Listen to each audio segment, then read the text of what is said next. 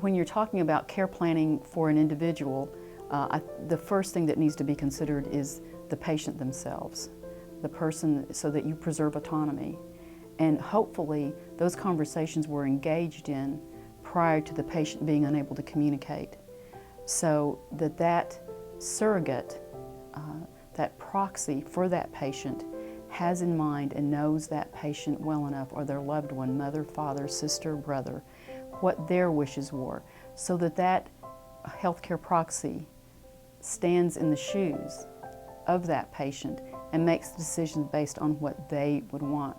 As Alzheimer's progressed, there are more and more things that Grandma couldn't do, and both with Papa and Grandma, as their health deteriorated. I mean, it's if you can think of a child growing up in reverse but being an adult, that's very much what it was like. I know that, my mom is 67, and I know that her condition is only going to deteriorate and she's not going to get better.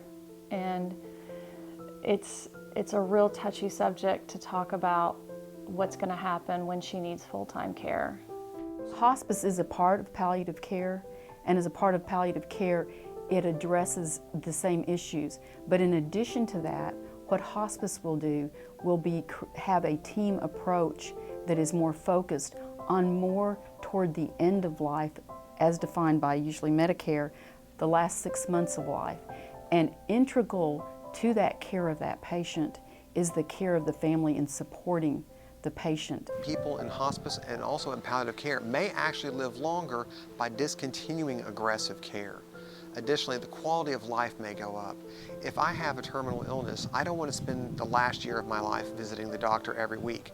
I want to spend the last year of my life doing what's important for me, for closure. I also want to make sure that I have everything ready. It's important for families to recognize that it is not a failure. It's just a sensitive subject when somebody is so fiercely independent, and to talk about that point that will inevitably come where she'll need more care than I can provide. And it's emotional for me because, the idea of putting her in a place where other people will take care of her and might not give her the same kind of care that I give her, it's scary, and there's also some guilt there too. What may be somewhat of a surprise to families and patients in the community in general is that what studies recently have shown is that hospice actually serves to prolong life. And that is something that I think even those of us that work in hospice and palliative care are pleasantly surprised.